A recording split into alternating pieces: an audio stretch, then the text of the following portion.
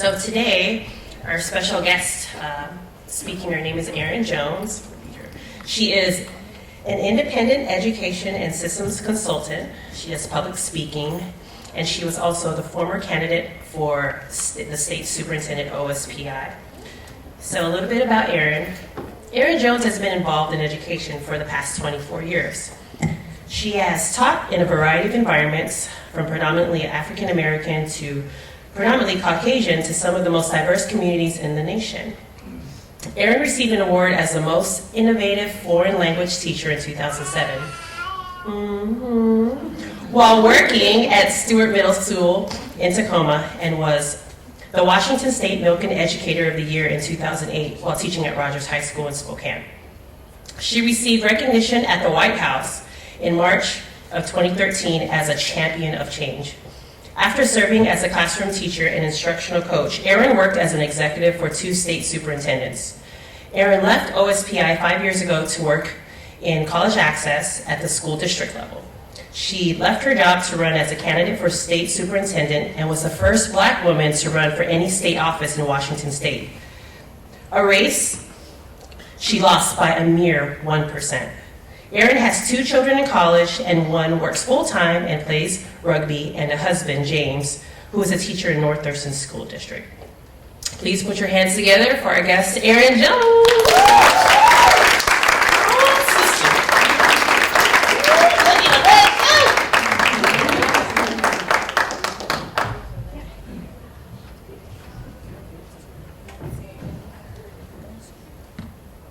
Well, hello, everybody. I don't take podiums, so I hope you don't mind if I... Girl, do you. I don't like, I'm 6 feet tall, so you'd think it wouldn't be such a problem, but I don't like hiding behind stuff. In fact, I'd rather be down there. But I will stay up here. Anyway, I'm really excited to be here. Where are the graduates again? Who's graduating this year? Awesome. Very exciting. Okay. As you heard, I have 2 kids who are in college, so it's just, I love being in college spaces because this is what I'm walking through with my own children right now. And what I love about community college is you can be any age.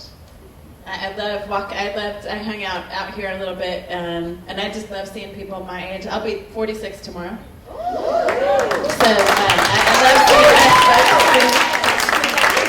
I love being us folks here too. It's never too late to work on a degree, and I love that about community college, that you can come anytime and show up and do your thing. But more importantly, I just love inspiring people. So in the last 10 days, I've been in 11 cities in 2 states, on both sides of our state, so from as far west as the peninsula to as far east as Walla Walla, including Spokane, and then back down to the Dalles in Oregon and Portland, and then back up to Seattle and around. And I just love inspiring people because I have had so many people in my life who inspired me that now this is my opportunity to give back. And it's funny, we don't talk often about loss, and I get a lot of flack from people for talking about loss, but when I lost my election, it was actually a gift. First of all, to lose by 1% means a whole lot of folks like you. I know that's right. So that's number 1, which is really important. It means I wasn't hated by a lot of people, which is really good. But I just believe that we learn through loss. And I'm an athlete. You're probably not surprised at all. That's how we met, actually. That's how we met on the basketball court. But not every tall Black woman's an athlete, though. So don't just assume that everybody who looks like me is an athlete. But I am an athlete, and one of the greatest gifts I think of being an athlete is I learned how to lose early. And I learned how to lose forward, fail forward. And I think that's a really important lesson that we don't talk about very much. And so, it's funny, when I lost my election was the closest race in the state of Washington, so they actually couldn't call it until 3 weeks after. So imagine that. The election happens on November 8th, and now you got to sit around and wait. There is nothing like that. Sitting around. Some of y'all feel like that, though. This last week or 2 before graduation, y'all are feeling like that. Oh my gosh, are my grades going to come in? My daughter's in that space right now. Mom, I think I'm failing a class. I don't know. She's not, actually, but she was feeling that way. But here's what I want to tell you. Every loss is a stepping stone to your next thing. Every challenge is a stepping stone to your next thing. It's all how you choose to respond to loss and to challenge and to failure. That's where greatness comes, is how do you respond? Some of my greatest heroes, Michael Jordan is one of my biggest heroes as an athlete. He is the reason I fell in love with basketball. And I love his story because he didn't make his first team. I mean, he's one of the greatest players ever, and he didn't make his first team, and yet he got back up. And I think that's such an incredible lesson. I think about Dr. King, and we all love Dr. King, and yet if he had gone to jail once and then quit, where would we be today, right? It's all about getting back up. And so the reality of life is that life throws us curveballs. There's not a manual for how to do life well. But here's what I know, because I've been around a lot of really important people. When I got to go to the White House, I was honored by President Obama in 2013, and while I was there, I got to meet Harry Belafonte and Stevie Wonder. Reverend Al Sharpton was there, Magic Johnson, Tatiana Ali. I mean, I got to meet all these amazing people, and one of the things I know, having met people like, I met Queen Latifah when she was probably 30. I was 20. She was 30. I met her in an airport. Here's what I know about the greatest people I've ever met, is they are all people who've gotten knocked down at some point. But we don't like to talk about that stuff. We like to talk about the celebration when they were successful, but the reality is you can't have the celebration without recognizing the brokenness that came before that. And so here's what I know about me. When I lost my election, when I called it at the end of November, and I actually wrote a letter and put a video online and said, I concede to my opponent. Even though it's not officially over, I concede the race. I called my friends in schools the next day and I said, I got into this thing to be a champion for kids. I need to be back in schools. And I began to visit schools literally the next day. I have spoken to over 50,000 kids since I lost my race in November. And here's why I share that with you. I want to challenge each of you today to have a dream that's big enough that no matter who knocks you down, you get back up. My dream is big enough that I don't care who tells me I'm not enough. I know my dream is enough. I may not be enough yet, but my dream is big enough that you could be big and bad, but you will not knock me down. And that's what I want to challenge you to today, whether you're graduating or not. The reality of today is graduation doesn't guarantee you a job or a great life. It's a step in the right direction. But it doesn't guarantee that you're not going to get sick tomorrow. The baby's not going to get sick tomorrow. Car's not going to break down, right? Because that's life. But here's what I know after almost 46 years of life. Greatness is about getting back up when that stuff happens, and it builds character. And will you let it build character? And will you allow it to? That's where greatness is built, is in those tough spaces. Greatness is not built, character is not built when things are going well. Right? It's when things are tough. And I want to read you a couple quotes that really drive me. I live by quotes. I'm a woman of faith too, so my Bible's always open, but there are some folks that I love to read about and listen to. Dr. King is one of my heroes. And I read this particular quote almost everywhere I go because it's my why. It reminds me of my why. And I want to challenge you today as you reach the end of this season of life. It is only the beginning of another season, right? It's not really an end. It's a beginning. And I want to challenge you to think about what's your why. And here's what reminds me of my why. He said this exactly 1 year before he was assassinated. It says, you may be 38 years old as I happen to be, and one day some great opportunity stands before you and calls you to stand up for some great principle, some great issue, some great cause, and you refuse to do it because you are afraid. You refuse to do it because you want to live longer. You're afraid that you will lose your job, or you're afraid that you will be criticized, or that you will lose your popularity, or you're afraid that someone will stab you, or shoot at you, or bomb your house. So you refuse to take the stand. Well, you may go on and live until you are 90, but you are just as dead at 38 as you would be at 90. And the cessation of breathing in your body is but the belated announcement of an earlier death of the spirit. Here's why I share that quote. I made a decision. I was raised in another country. I was orphaned at birth because my mother was a white woman and my father was a black man, and she was not allowed to keep me. I was adopted. You know, a lot of people around here, we have the most biracial kids in the country live right here in Pierce County. Most people don't realize that. But because of the military base, this is one of the only bases that if you were an interracial couple, they would send you here after the Korean War. So we have lots of interracial kids, and we just think that's normal everywhere, and it's just not. Where I was born in Minnesota, my mother was not allowed to keep me. Abortion became legal 6 months after she delivered me. And I think about, what if I'd been conceived 6 months later? Would I be here today? I was adopted by a white couple. They knew immediately, raising her in America is not going to work. They moved us to Europe. I lived in Europe my entire childhood, got to meet every American president that was in office from 1976 to 1989. When I graduated, came through my high school. We were 1 mile away from the United Nations Peace Corps. So imagine, I went from orphanage to suddenly seeing presidents. I met my first princess of Egypt when I was 9. I sang with John Denver when I was 9. I was on television with Danny Kaye when 9 was a good year. 9 was a good year. But I made a decision at 9 years old that I was going to be a world changer. Because I had realized in meeting all of these people that I couldn't take these things for granted. That these were not accidents. I was not being put around these people by accident, and I needed to take my life seriously. And so I began to live a certain kind of life. And at 18, I made a decision to come back to the U.S. because I had been raised to think every great college is in America. I did what I needed to do to get a scholarship and actually graduated with a 3.99 GPA from high school, the only black student in my school, 11 advanced placement classes, triple varsity athlete, captain of all 3, played 2 instruments. Like, I was determined to get to America. I was going to get college paid for. And I remember the day in March of 1989 when they announced over the loudspeaker in my school, Erin's been accepted at Princeton University. And I was so excited. Princeton. But guess what? Princeton had assumed that I was what?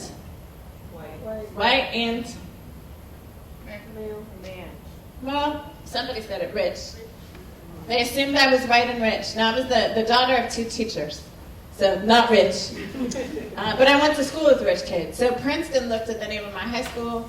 They looked at my name. They assumed I was a rich white girl. And Princeton, with my 3.99 GPA, second highest SAT scores in my school, gave me a $1,000 scholarship. Guess what? Mom and Dad said, proud of you? Not happening.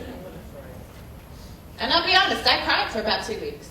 I mean, I felt like I had worked and anybody ever worked so hard and then been so disappointed with something?